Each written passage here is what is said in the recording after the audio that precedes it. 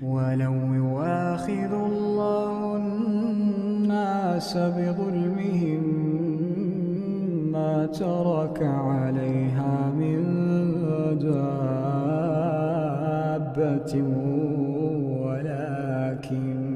ولكن يؤخرهم إلى أجل مسمى فإذا جاء أجلهم لا يستأخرون ساعة